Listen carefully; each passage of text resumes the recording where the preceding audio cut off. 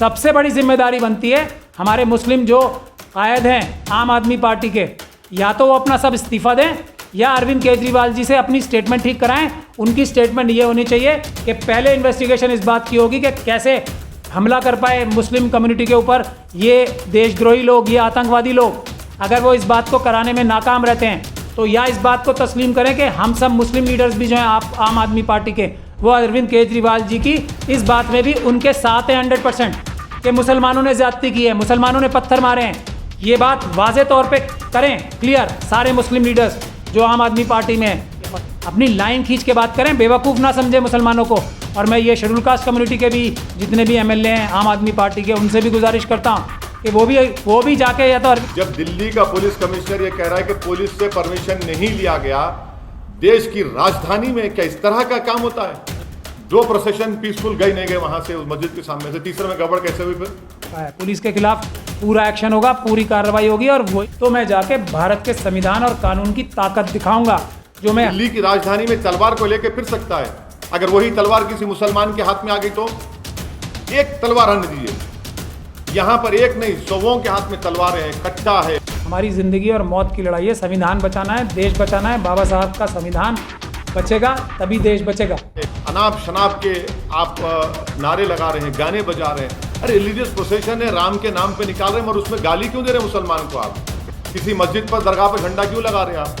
नमस्कार, आदाब, सत श्री अकाल। आप देख रहे हैं द नेशन वॉइस और देश के मौजूदा हालात पर हमारे साथ बात करने के लिए मौजूद हैं मशहूर एडवोकेट प्राचा साहब, जो हमसे इस बारे में बात करेंगे। सर, दिल्ली की जहांगीर में जो सब हिंसा हुई उसके बारे में आपका क्या कहना है? जिस तरीके से एक नैरेटिव पेश कर दिया जाता है कि एक शोभा यात्रा पे पथराव हुआ है, दिल्ली के CM भी कह रहे हैं कि शोभा यात्रा पे पथराव जो हुआ वो निंदनीय है। मतलब एक सीधे एक वर्ग को टारगेट कर दिया गया कि साहब वो आपको शोभा यात्रा नहीं निकालने देते। आपके हिसाब से क्या? दिल्ली के जो CM हैं जी, उनका सरनेम क्या है? केजरीवाल। ब्राह्मण, क्षत्रिय, वैश्य जी, ये मनुवादी मानसिकता के जो कास्ट हैं उनसे आते हैं। तो मनुवादी मानसिकता ही तो मनुस्मृति लागू करना चाहती है जी। तो उनसे क्या उम्मीद करते हो आप? उनको तो जो तबलीगी जमात वाले थे वो कोरोना फैलाने वाले भी लग रहे थे, उन्होंने तो FIR कराई थी तबलीग जमात पे। तो उनसे क्या उम्मीद करते हो? उम्मीद तो हमें उनसे होनी चाहिए जो अम्बेडकरवादी हैं, जो हमारे लोग हैं, और शिकायत भी उनसे होनी चाहिए। मुझे अरविंद केजरीवाल जी से कोई शिकायत नहीं है, वो तो मनुस्मृति को मानने वाले हैं दिल के अंदर से। बाबा साहब की फ़ोटो भले ही पंजाब में उन्होंने लगवा दी है, क्योंकि वोट तो बाबा साहब के नाम पे मिलने, लोगों को छल कर रहे हैं बाबा साहब के नाम पे वोट लेने के लिए, ठीक है, मगर दिल में तो वही है ना, मनुस्मृति लागू कैसे करानी है। इसलिए ऐसी बात बोल रहे हैं क्योंकि उनको उन्हीं के लोग हो सकते हैं, ये वो भी तो RSS से ही तार जुड़े हुए हैं उनके, तो हो सकता है उन्हीं के लोग हों कुछ, वो जो वहाँ पे एक जो स्थिति लोग देख रहे हैं वो बता रहे हैं हमें कि आउटसाइडर्स आए थे जिन्होंने कि ये मस्जिद के ऊपर हमला किया, मस्जिद के ऊपर भगवा झंडा जो फहराने की कोशिश की, और जो तरह तरह के बहुत ही भयानक नारे लगाए जा रहे थे मुसलमानों को उकसाने के लिए नहीं, मुसलमानों को काटने के लिए। अच्छा। मुसलमानों को मारने के लिए जो नारे लगाए जा रहे थे इस तरफ से, वो हो सकता है अरविंद केजरीवाल जी के भेजे गए या उनके टच वाले लोग ही हों, क्योंकि अपने लोगों को तो कोई, जिनको खुद ही भेजा है, अगर उन्हीं की बात बता देंगे तो खुद भी तो मुलजिम बन जाएंगे। मुझे तो ऐसा कुछ शक होता है।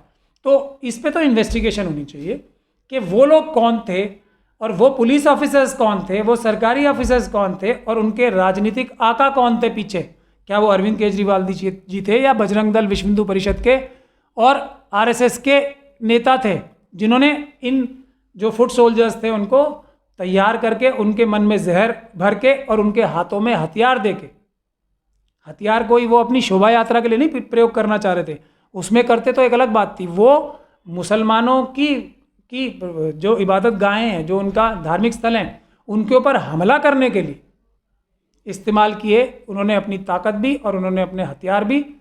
वो साजिश बेनकाब होनी चाहिए। अब उसमें हो सकता है अरविंद केजरीवाल जी भी निकले, या हो सकता है RSS के दूसरे लोग निकले, या विश्व हिंदू परिषद और बजरंग दल के दूसरे दल निकले, लेकिन इस बात पे भी इन्वेस्टिगेशन होनी चाहिए। जिस तरीके से हम दिल्ली दंगों में करा रहे हैं, जो ईस्ट दिल्ली में जो दंगे हुए हैं, उसमें हम पहला काम यही कर रहे हैं कि जो कपिल मिश्रा जैसे लोग हैं, जो दूसरे BJP और RSS के लीडर्स हैं, जिनको बहुत सारे लोगों को हमने अरेस्ट करा के जेल भी भिजवाया है कानून के माध्यम से, उनकी कॉन्स्पिरेसी अनर्थ हो कि वो किस तरीके से तैयारी करके पीसफुल प्रोटेस्टर्स पे जमुना पार में हमला करने गए थे, उसी तरीके से अगर ये ईमानदारी से केस लड़ जाएगा तो इसमें पहली चीज़ इन्वेस्टिगेट ये होनी चाहिए, और इन्वेस्टिगेशन पुलिस ईमानदारी से करेगी।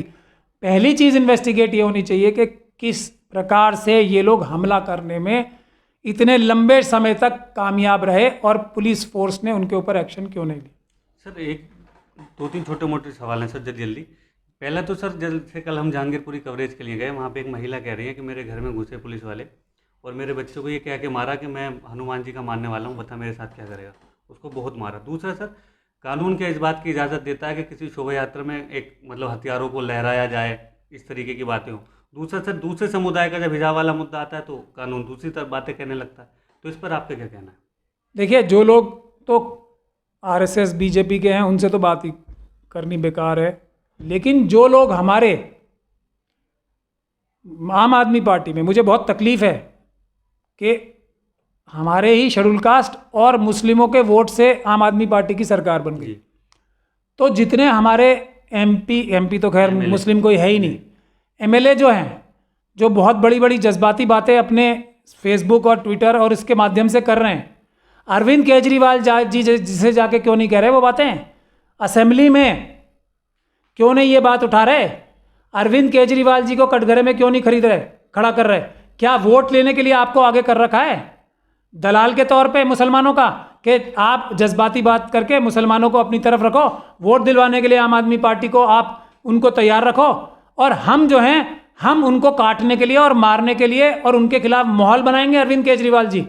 तो सबसे बड़ी जिम्मेदारी बनती है हमारे मुस्लिम जो कायद हैं आम आदमी पार्टी के, या तो वो अपना सब इस्तीफा दें या अरविंद केजरीवाल जी से अपनी स्टेटमेंट ठीक कराएं। उनकी स्टेटमेंट ये होनी चाहिए कि पहले इन्वेस्टिगेशन इस बात की होगी कि कैसे हमला कर पाए मुस्लिम कम्युनिटी के ऊपर ये देशद्रोही लोग, ये आतंकवादी लोग। अगर वो इस बात को कराने में नाकाम रहते हैं तो या इस बात को तस्लीम करें कि हम सब मुस्लिम लीडर्स भी जो हैं आप आम आदमी पार्टी के, वो अरविंद केजरीवाल जी की इस बात में भी उनके साथ हैं 100% कि मुसलमानों ने ज्यादती की है, मुसलमानों ने पत्थर मारे हैं। ये बात वाजे तौर पे करें क्लियर सारे मुस्लिम लीडर्स जो आम आदमी पार्टी में हैं, और या फिर माने कि अरविंद केजरीवाल जी ठीक कह रहे हैं और हम भी यही कहते हैं, हम भले ही मुस्लिम हो, हम ये कहते हैं कि मुसलमानों ने ज्यादती की है। अपनी लाइन खींच के बात करें, बेवकूफ़ ना समझे मुसलमानों को।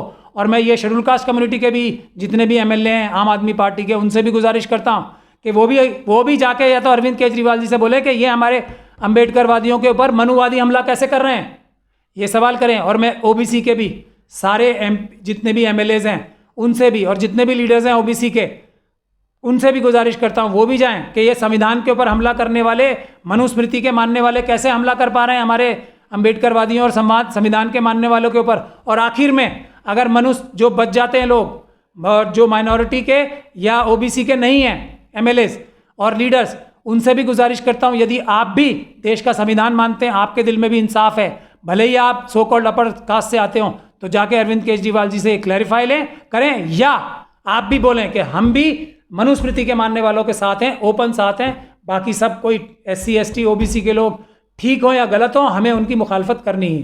सर, अरविंद केजरीवाल के बाद पुलिस वालों की जो एक तरफा कार्रवाई है वो, साथ ही बीजेपी नेता वहाँ जा रहे हैं और लगातार नारेबाजियाँ हो रही हैं, नारे लगाए जा रहे हैं, तो फिर दूसरी जो कम्युनिटी बच जाती है, जिसको एक तरह से विक्टिम भी कह लो, पीड़ित कह लो, इस टाइम पे उनके साथ कोई खड़ा नहीं हो रहा है, जबकि बहुत सारी तंजीमें हैं उनकी जो उनकी मदद कर सकती हैं, और ना ही सर आपका कोई ऐसा वो है कि आप वहाँ पे गए अभी तक। देखिए, बाकी हमारी तंजीमें तो जो काम कर रही हैं वो उनको मुबारक।